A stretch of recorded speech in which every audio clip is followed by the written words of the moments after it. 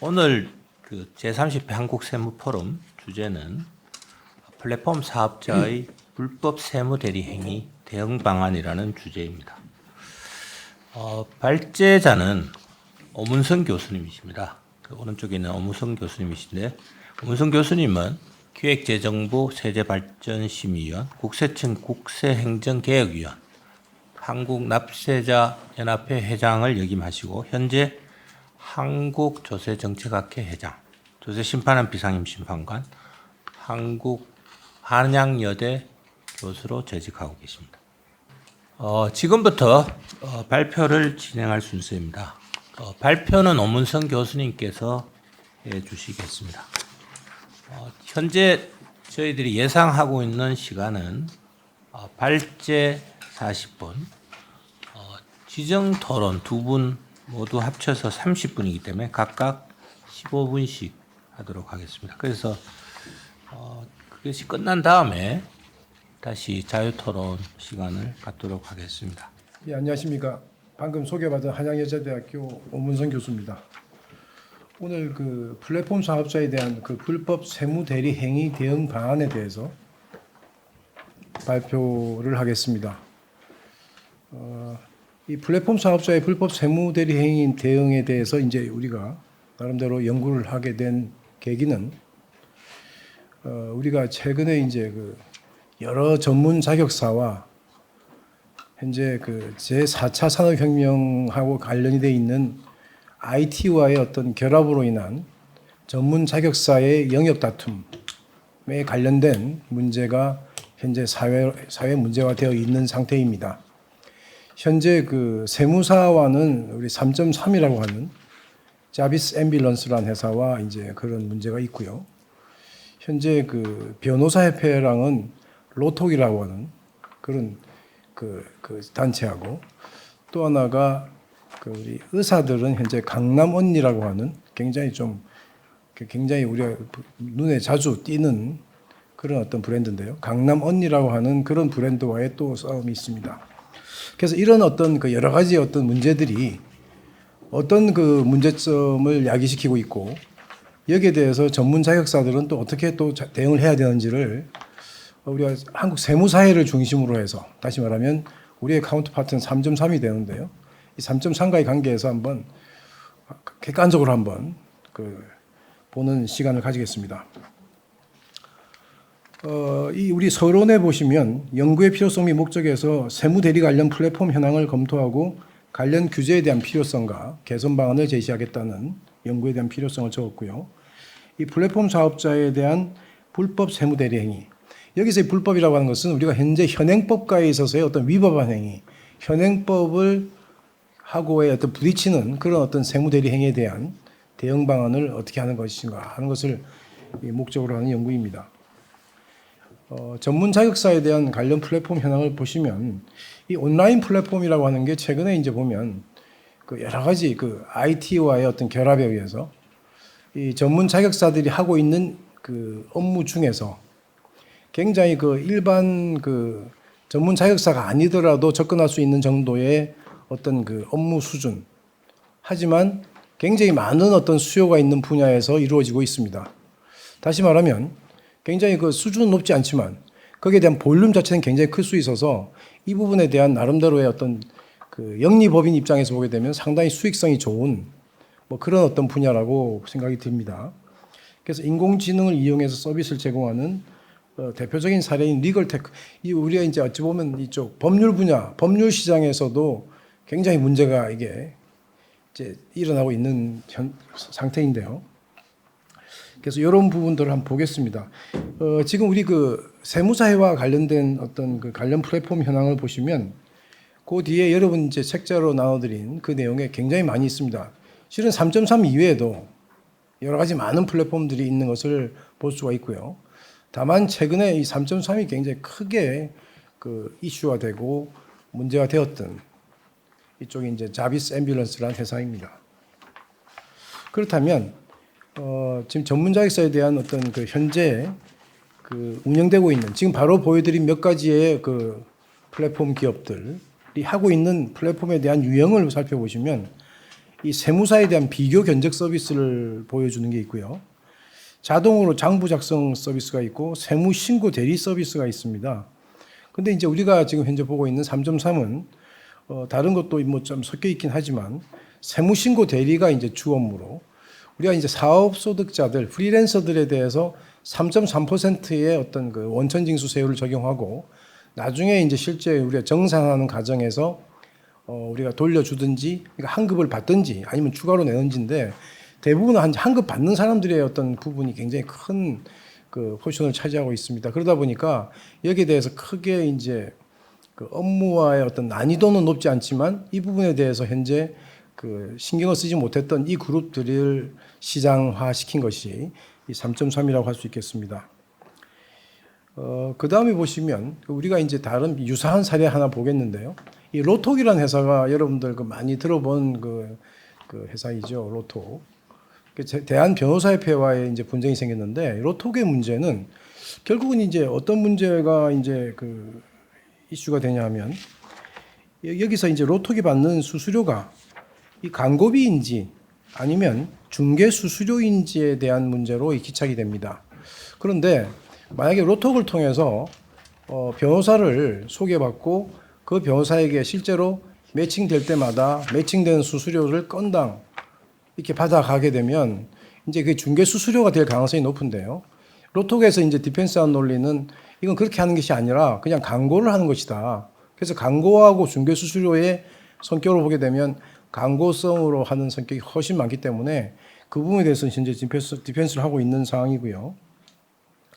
그리고 이제 대한의사협회하고 강남언니라고 하는 이 회사 간의 분쟁은 이건 성형외과랑 관련됩니다. 최근에 여성들이 가장 그 관심 있어하는 성형외과 쪽에 그 의사분들을 소개해 주는 건데요.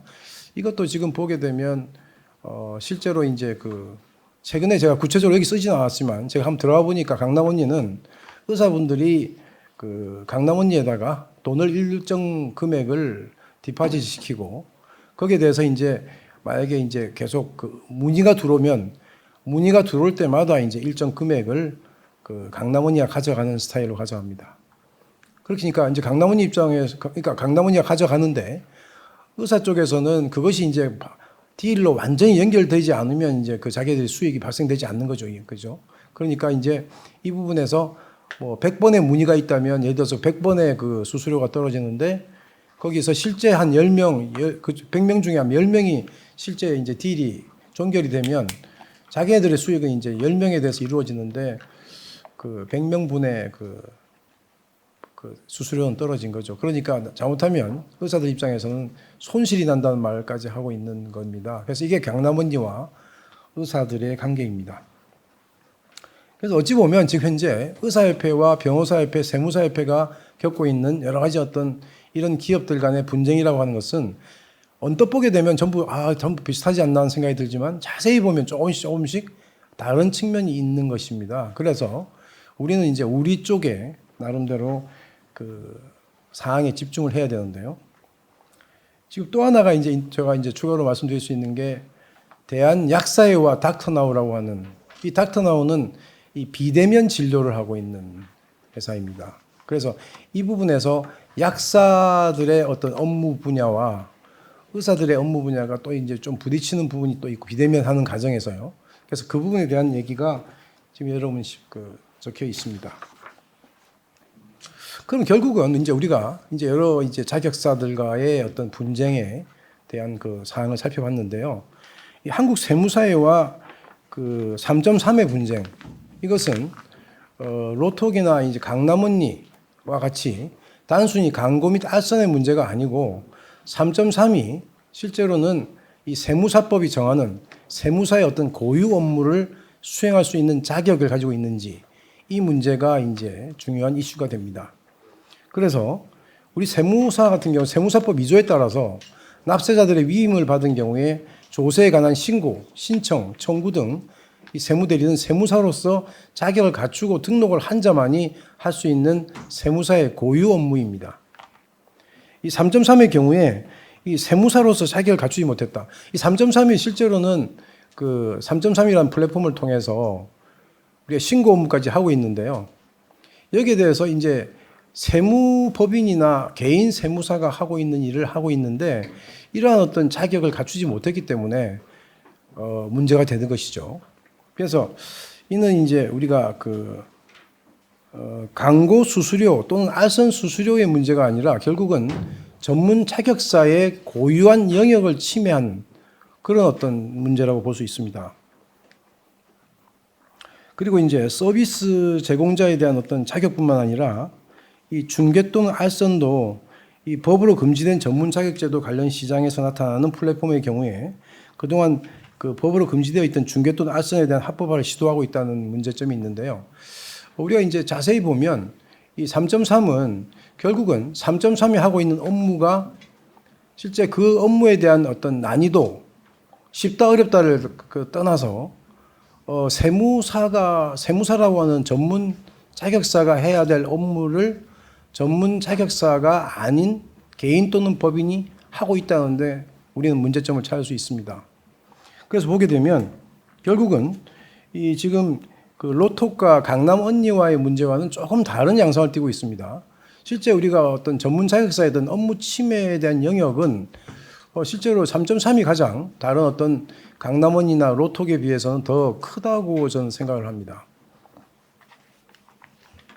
그래서 이 보면 그 세무 대리 서비스를 제공하는 플랫폼은 결국은 이 플랫폼이 이 세무사 또는 회계사가 하고 있는 세무 신고 업무를 하고 있는 것이죠.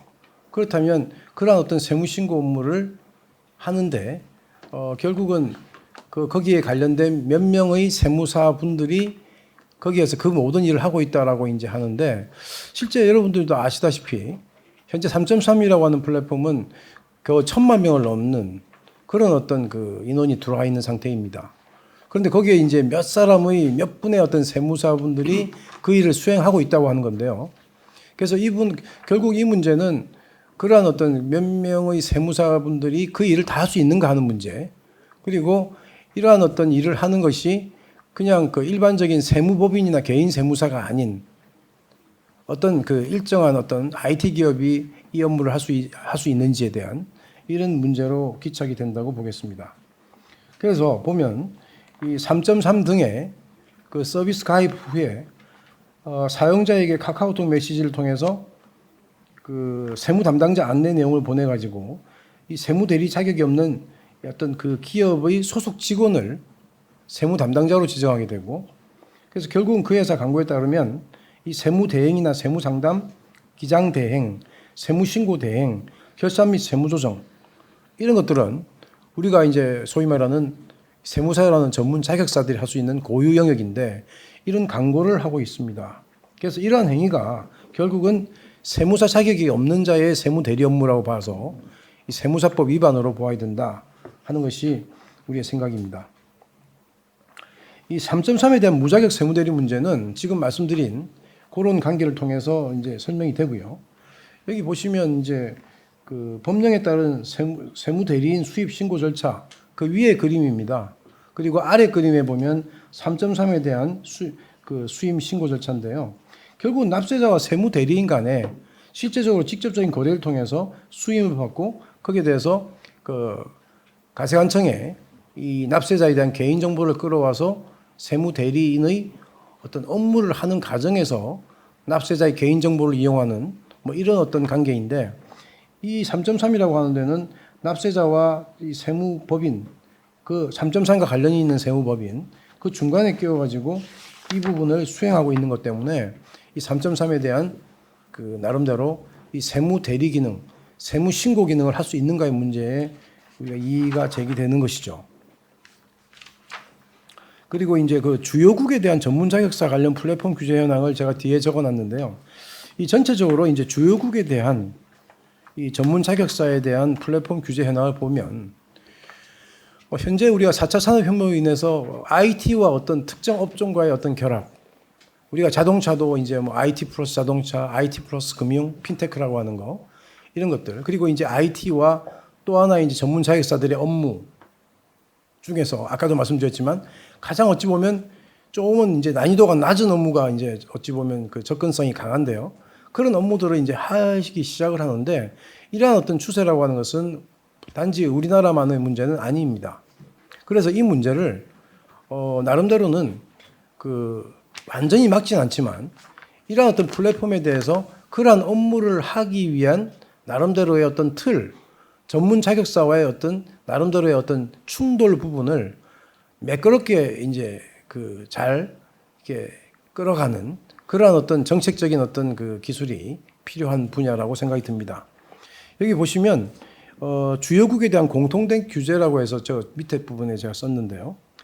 이 변호사나 세무사 등 법적으로 인정된 전문가가 직접 이런 플랫폼을 소유하거나 관리자가 되지 못하게 되어 있고 인정된 전문가와의 협력 가능성을 제한을 하고 전문가와 플랫폼 사업자 간의 수익 분배를 금지하고 광고 또는 상업 활동을 제한하는 뭐 이런 것들이 주요국의 이 플랫폼 사업자들과의 공통된 규제라고 할 수 있습니다. 이 3.3 서비스가 이제 결국은 이제 우리가 깊이 있게 봐야 될 것은 이 세무사법에 대한 위반 여부입니다. 그래서 첫째 나오는 것이 무자격 세무대리 관련 쟁점인데요. 아까도 말씀드렸지만 세무사법상의 세무대리라고 하는 것은 이 세무사의 고유 업무입니다. 그래서 이 3.3의 경우 다시 말하면 이 3.3은 어차피 브랜드 네임이고 회사 이름은 다르지만 우리가 이제 약칭해서 3.3으로 제가 약칭을 하겠습니다. 이 3.3의 경우에 이 세무사법에 따른 등록된 세무사로 볼 수 없다는 것이고요. 그리고 이 3.3은 단순히 영수증이나 전산화 등을 통해서 환급 지원 서비스를 제공한다고 하지만 이것은 나름대로 이 세무 대리, 세무 신고로 불려지기가 충분히 있다고 하는 겁니다. 그래서 결국은 이 3.3은 현재 무자격 세무 대리 기능을 수행하고 있다 이렇게 보이고요. 그리고 이제 세무사에 대한 명의 대여 관련 쟁점에서 이 3.3이 여기 보면 1250만 명이라고 지금 돼 있는데요. 1250만 명. 지금 점 찍는 거 이게 이렇게요? 이걸 보여달라는 거죠? 페이지가 안 넘어갔어요? 그렇구나. 미안합니다. 3.3을 보면 1250만 명의 회원의 세무대리를 지금 뭐 대략 한 10명 이내의 세무사들이 처리하고 있다. 이렇게 지금 보도되고 있습니다. 그래서 현실적으로 6명이 결국은 이 1000만 명이 넘는 이 종합소득세 환급을 일일이 확인한다라고 하는 것은 불가능하다는 생각이 들고요.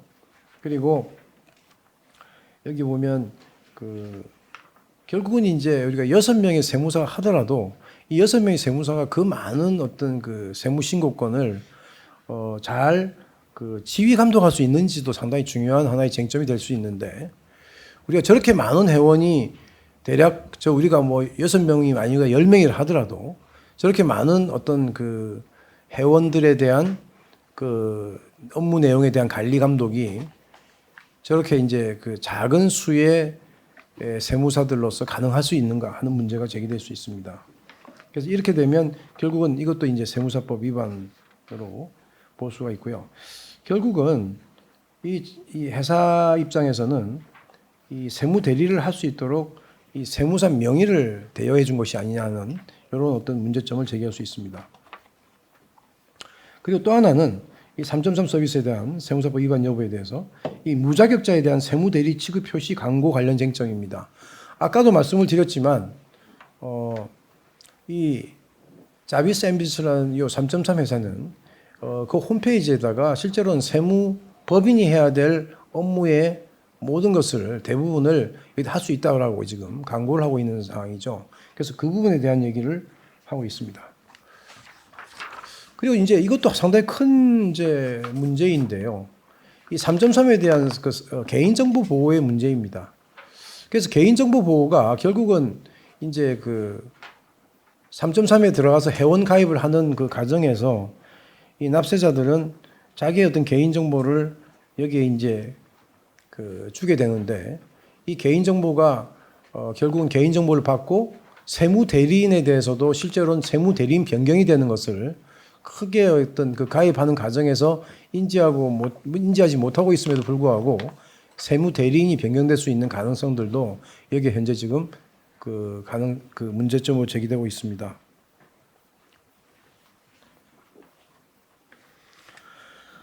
그리고 그래서 결국은 이 3.3에 대한 이 사업 모델은 이 개인정보보호법 24조의 2, 이 주민등록번호에 대한 처리 제한 규정이 있잖아요. 그래서 여기에 따르면 이 법률 등에 정한 경우 정보 주체의 재산의 이익을 위해서 명백히 필요한 경우 등에 한하여 주민등록번호를 처리할 수 있다라고 하는 이제 그 개인정보보호법 24조의 2가 있습니다.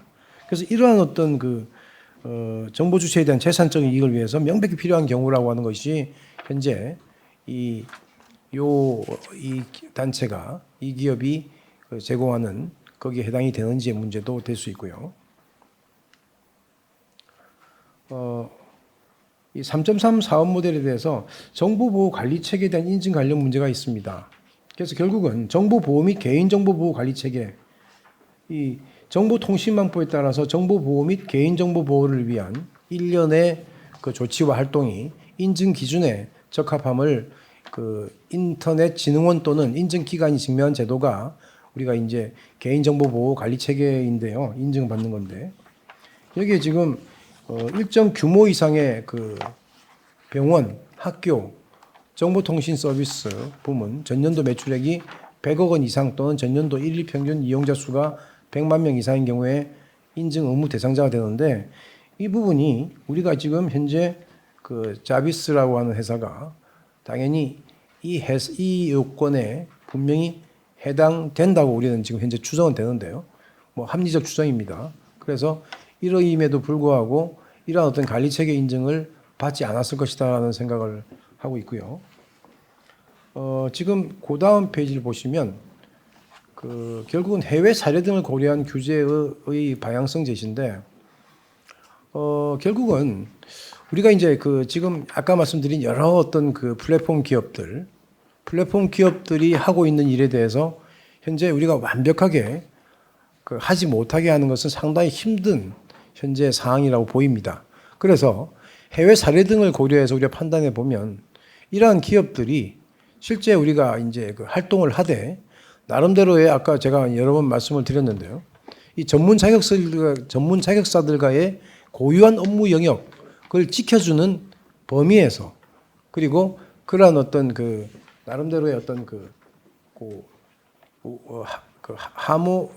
어떤 조화로운 나름대로의 접점을 찾아야 되지 않는가 하는 생각을 해봅니다. 그래서 보면 이 주요국의 사례를 보았을 때 가장 중요하게 생각하는 부분은 이 법률, 세무 서비스 등을 제공하는 플랫폼 사업자의 철저한 검증을 통해서 정부가 인증하고 인증받은 사업자만이 서비스를 제공할 수 있도록 제도적 규제 방안이 필요하다.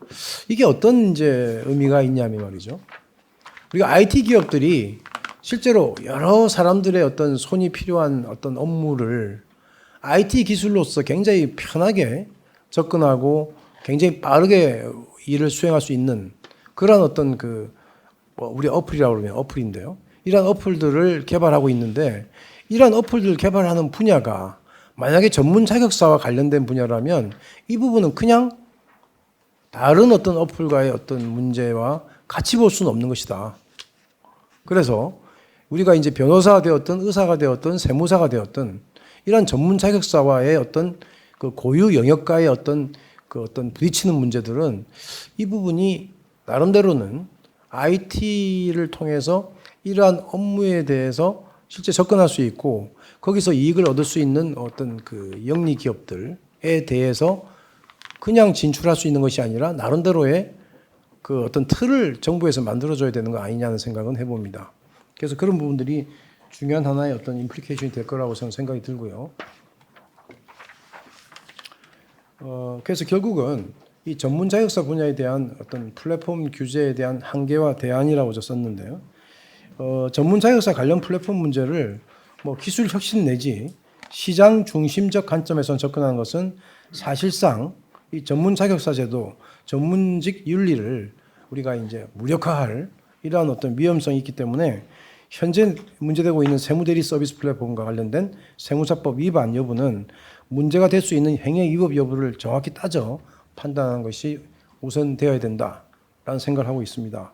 그리고 이 플랫폼에 의한 세무사 광고 및 알선이 현행법에 위반되지 않거나 금지할 정도로 유의하지 않다면 이 세무사법과 하위 법령에 적정한 규율 체계를 만들어서 이 세무사 단체나 소비자 단체의 사전 심의와 같은 세부적 규율을 통해서 문제를 해결하는 것도 하나의 방법이 될 수 있고요. 이 의료법상의 의료광고심의위원회의 사전 심의와 같은 절차를 이 세무사법에도 규정하는 것이 현실적인 대안이 될 수 있다고 생각합니다. 그리고 이 플랫폼 사업자에 대한 세무사법 개정안과 관련해서요. 관련 플랫폼을 무조건 억제하는 것이 아니라 현재 보면 우리가 이제 지금 여러 가지 이런 어떤 그 환경은 정말은 이제 뭐 미래에는 아마 더 이런 어떤 환경이 더 진부할 것, 더 많이 생길 것이 아닌가라고 조심스럽게 추정해 봅니다. 그래서 다음과 같은 규정을 세무사법에 신설해서 업계에 대한 자율 규제를 통한 대응 방법을 강구하는 것도 하나의 대안이 될 수 있다. 그래서 정부와 세무사회가 절차에 따라서 이 사업자로서 자격을 갖추었다고 인정하는 경우에만 플랫폼을 통해서 관련 서비스를 제공할 수 있도록 판단할 수 있는 근거를 마련하는 문제. 그리고 이 세무 대리 등의 서비스를 제공할 수 있는 전문가에 대한 공인된 이력 그리고 경력 등은 광고를 통해서 소비자에게 전달될 수 있도록 하되 만약 인정되지 않는 허위 광고 등을 게재할 경우는 제한할 수 있는 제도적 규제도 마련할 수 있고요. 그리고 플랫폼 사업자 역시 지속적인 관리를 통해서 전문적인 서비스 제공이 가능한 사업자인지 정기적으로 확인할 수 있는 장치를 마련해야 된다. 결국 이제 여기에 제가 뭐 여러 가지 내용을 적었지만 이 플랫폼 사업자와 전문 자격사의 어떤 관계에 있어서 이 플랫폼 사업자에 대한 어떤 활동에 대해서 현재 무조건 억제하는 것이 아니고 이러한 어떤 사업자들이 하고 있는 일에 대해서는 아까 말씀드린 것처럼 일반적인 그냥 플랫폼 사업자가 아니고 이 플랫폼 사업 자체가 전문 직역과 충돌될 경우에 이 경우는 이 전문 직역이라고 하는 것은 나름대로 전문 직역을 두는 이유가 사회적 요구에 의해서 검증된 것입니다. 그래서 이 부분에 대해서 만약에 그 충돌이 되는 부분들은 여기에 대해서 전문 직역들의 어떤 관리를 받을 수 있는 또는 이 부분에 대해서 나름대로는 그러니까 실은 이 업무에 대한 어떤 그 쉽다 어렵다를 떠나서 쉬운 일은 그냥 전문 자격사 아니어도 되고 뭐 이렇게 되는 것보다는 이 부분에 대해서도 정말은 그 나름대로의 어떤 그 규제에 대한 필요성은 있다라고 생각을 합니다. 그리고 이제 결론입니다. 그래서 입법적인 개선 방안이 같이 나오는데요. 이 플랫폼 사업자에 대한 세무사법 개정안에서 개인정보 보호와 관련한 3.3가의 분쟁에 있어서 그 세무사법상의 대리행위에 대한 쟁점이 발생했는데 이 3.3 측에서 법리적으로 이 3.3의 행위를 소득세 법령상 근거가 있거나 개인정보보호법 제24조의 예외적인 사유로 해석하지 않으면 현재 세무사와의 자격 논리와 충돌한다고 주장하고 있고 이에 대한 해석론적 관점으로서는 이 세무사의 경우에 세무 대리 업무가 가능하기에 대리인으로서 납세자의 이익을 위해서 개인정보인 주민등록번호를 활용하는 것이 법 해석상 타당하다고 보고 있고 따라서 세무사의 세무 대리 업무를 위해서 납세자의 개인정보를 활용할 수 있다는 규정을 명문할 필요가 있습니다. 그리고 세무사법뿐만 아니라 개인정보보호법도 함께 고려해야 됩니다. 제가 이제 결론적으로 이제 이 여기에 대한 나름대로 이제 보고 지금 그 발표한 자료는 제가 말씀을 다 드렸고요. 제가 해외 사례와 이제 현재의 국세청이 현재 이러한 어떤 3.3에 해당되는 그 납세자들에게 어떤 그 서비스를 제공하고 있는지에 대한 부분까지도 한번 제가 살펴보았는데요. 아까도 말씀드렸지만 이 주요국에 대한 이런 어떤 그 사업에 대한 공통된 규제가 변호사나 세무사 등이 법적으로 인정된 전문가, 이런 전문가가 직접 소유하거나 이런 플랫폼 기업을 관리자가 되지 못하게 하고 있고, 그리고 또 하나는 다만 이제 이러한 그 변호사 같은 경우를 보면요, 변호사 서비스를 출시해 준 사람에게 어떠한 가치의 것도 보상하거나 약속할 수가 없습니다. 미국의 연방 변호사협회가 제정한 변호사 직무에 관한 모범 규칙을 보면, 하지만 이러한 예외 조항에도 불구하고 변호사가 인터넷 법률 플랫폼을 통해서 변호사 또는 로펌의 이름, 주소, 전화번호, 지급 사건의 종류 뭐 이런 것들을 알리는 것에 대해서 합리적으로 대가를 지급하는 것은 허용된다. 최근에 보면 지금 로또가의 문제도 실제 이것이 지금 현재 중개 수수료를 받은 것이 아니라 일반적인 광고에 불과하다라고 해서 이제 지금 그 결국은 로또 쪽에 손을 들어준 결과가 됐는데요. 그래서 이 법률 플랫폼이 구체적으로 변호사를 추천하고 변호사가 이에 대한 그 건 바이 건으로 대가를 지급하는 것은 허용되지 않습니다. 여기서도. 그래서 결국은 만약에 이제 그 지금 그 계속 제가 연방 변호사협회 미국의 그 내용을 얘기하고 있는데요. 알선, 주선, 추천 등 단순 광고의 영역을 넘어서 연결하는 행위에 대해서 대가의 지급을 서비스를 한다 그러면 그 법률 플랫폼은 인증된 변호사 소개 서비스로서 인증을 받아야 된다라고 하는 게 있습니다. 그리고 그 만약에 이제 그 지금 독일 같은 경우는요. 플랫폼을 통해서 자문하는 변호사가 독립적으로 활동하는 것이 아닌 플랫폼에 종속되어 활동할 경우는 플랫폼 자체의 서비스로 볼 여지가 있어서 허용되지 않는 법률 서비스 제공을 보고 있다.